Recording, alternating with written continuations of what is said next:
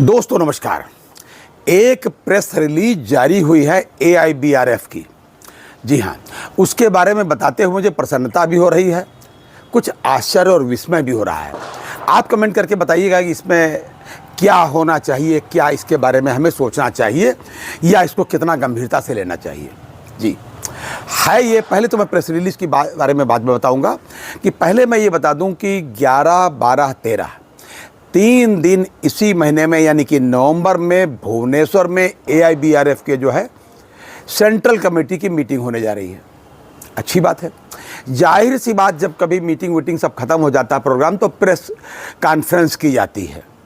Press conference में आमने सामने हम लोग बैठ के बात करते हैं, मेरा मतलब है बड़े बड़े लीडरान बात करते हैं, प्रेस वाले सामने होते हैं और बाकी कुछ लिख पढ़ के प्रेस रिलीज भी जारी की जाती है।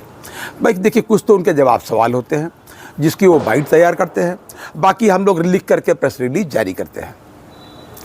तो 13 तारीख को जो प्रेस रिलीज जारी होगी उसकी तैयारियां आज से ही, बल्कि 2-4 दिन पहले से ही समझ लीजिए AIBRF ने कर ली हैं।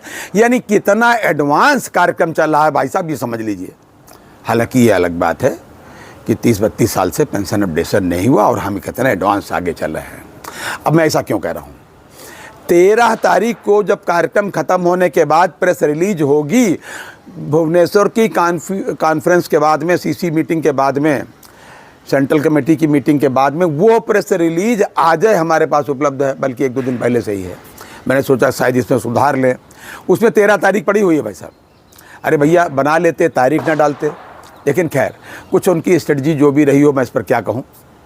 उस प्रेस रिलीज में इन्होंने कहा कि सबसे बड़ा ऑर्गेनाइजेशन उनका जो है रिटायरीज का, बैंक पेंशनर्स का, पूरे देश में सबसे बड़ा उनका है। मोर देन 3 लाख, 3 लाख से ज़्यादा उनके मेंबर्स हैं, जिसमें PSBs के, पब्लिक सेक्टर बैंक के, प्राइवेट बैंक के, यहाँ तक कि RRB के रिटायरीज भी उनके कंट्री वाइड सब उनके मेंबर हैं, ऐसा उन्होंने क्लेम किया है।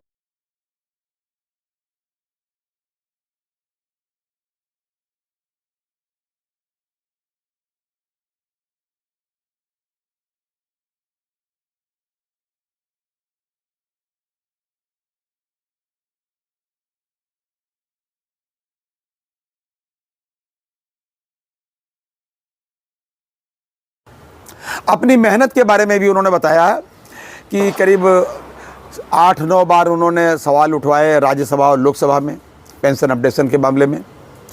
7 केंद्रीय मंत्री, बल्कि एक जगह वो 12 बता रहे थे, इन लोगों से उन्होंने बात की।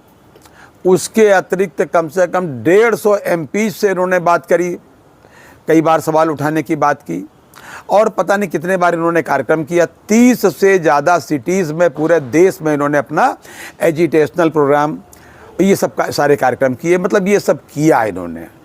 बाद में फिर कहा नहीं, 30 ने, हमने 70 सिटीज़ में काम किया। चलिए 70 सिटीज़ में इन्होंने अपना किया। ये सब बातें उन्होंने लिखी हैं प्रेस रिलीज में, मैं उनकी प्रेस रिलीज डाल रहा हूँ। ठीक है भाई। फिर इन्होंने कहा कि हमारा तो स्लोगन ही है कि pension updation is our right. चलिए स्लोगन हम आपका है, हमारा भी है, हमको भी पसंद आया। हमारा आपका कहीं अलग थोड़ा है, हमारा आपका नहीं। मैं तो कह रहा हूँ किसी बैंकर का अलग नहीं होना चाहिए भाई साहब। बैंक पेंशनर्स का किसी का भी स्लोगन अलग नहीं होना चाहिए, बल्कि बैंक वालों का ही नहीं होना चाहिए अलग। चाहे रिटायरीज हों चाहे वर्किंग वाले हों, सब एक दूसरे के साथ देंगे तभी काम बनेगा भाई साहब।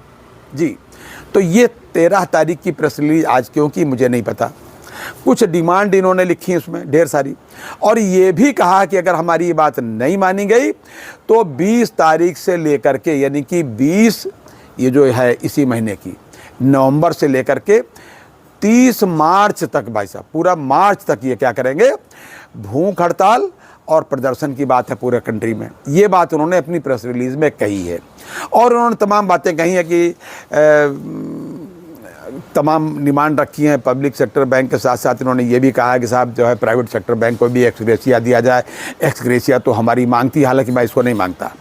एक्सग्रेशिया कभी भी पेंशनर्स की डिमांड नहीं थी। पेंशनर्स की demand only and only pension updation on RBI line था। एक्सग्रेशिया तो भैया ये डाल दिया गया टरकाने के लिए, भिक्षा जैसा। एक्सग्रेशिया का मीनिंग क्या होता है भाई साहब, आप ऐसे समझ लीजिए क्या होता है। कभी डिमांड में रखा हो तो बताइए। उस पर भी उस पर भी भाई साहब इन्होंने जो अप्रैल 24 में रिव्यू होना था नहीं किया, अप्रैल 25 में रिव्यू करना था नहीं किया, नवंबर चल रहा है भाई साहब, 8 नवंबर आज हो गया। कुल देख लीजिए स्थिति है भाई साहब, ख़त्म होने के कगार पे नवंबर भी है, थोड़े दिन में आ ही जाएगा। उधर पेंशन का कार्यक्रम हमारा जो सुप्रीम कोर्ट वगैरह में चल रहा है वो भी नहीं हो रहा। ये जो अपनी मांग रख रहे हैं, साथ में जीएसटी की भी मांग की, भाई जीएसटी, अरे जीएसटी छोड़िए, इंश्योरेंस पर मेरा मानना यह है और हम सबकी मांग यही है बैंक पेंशनर्स की, कि पेंशनर्स का हेल्थ इंश्योरेंस बैंक की कास्ट पर होना चाहिए। बैंक को उन्होंने सींच कर कहाँ से कहाँ लाए हैं, तब बैंक यहाँ पहुँची है। 5 रुपए से खाता खोला जाता था पहले बैंकों में जी, आज स्थिति देखिए कितने खाते हैं। सरकारी जितनी भी गवर्नमेंट की स्कीम थी, आदरणीय मोदी जी की जनधन योजना से लेकर के जो भी थी, सब गवर्नमेंट बैंक नहीं करी हैं भाई, पब्लिक सेक्टर बैंक ने की हैं, आरआरबीज ने की है, किसी प्राइवेट बैंक ने नहीं की है। ये मैं पहले भी कह चुका हूँ और फिर कह रहा हूँ, और फिर सरकार से डिमांड करता हूँ कि प्लीज़ आप इसको जो है फिर से देखें, इन बुज़ुर्गों की हाय मत लें। देखिए आप जान लीजिए कि बुज़ुर्गों की हाय के बारे में कहा गया है कि मुई खाल की श्वास सो सार भस्म हो जाए, सार भस्म हो जाता है भाई साहब। इसलिए सरकार से ये निवेदन है कि बड़ों का आशीर्वाद लीजिए बुज़ुर्गों का, क्योंकि ये अपना बैंकों को सींच करके, बैंक के जरिए खेतों में सिंचाई करके, महिलाओं की स्थिति में सुधार करके, देश की स्थिति में सुधार करके, उद्योगों की स्थिति में सुधार करके, प्राइवेट सेक्टर्स को छोड़िए और जो जितना भी ये जो है प्रायोरिटी सेक्टर की चीज़ें थी, इनमें इन्होंने कितना काम किया है उसको, और इनका इन्होंने पूरा जीवन दिया है बैंक को और देश के लिए। तो इसको देखते हुए इनका पेंशन अपडेशन आरबीआई लाइन कर ही देना चाहिए, और आपको प्लीज़ कर दीजिए, कोर्ट के बाहर कर दीजिए, जैसे आपने रिजर्व बैंक में किया, नाबार्ड में किया और बाकी सेंट्रल गवर्नमेंट में आप करते रहते हैं। तो आप इनको आंकिए नहीं, इनकी ताकत मत देखिए, इनका स्नेह की ताकत देखिए, इनके प्यार की ताकत देखिए, इनका डिवोशन और देश प्रेम देखिए। आप इनकी ये ना देखिए कि इतने बड़े बैंक हैं कि वोट बैंक हैं खाली। क्योंकि अगर ऐसा आप देखेंगे तो कहीं इन्होंने अपने को वोट बैंक दिखाना शुरू किया तो मुश्किल होगा।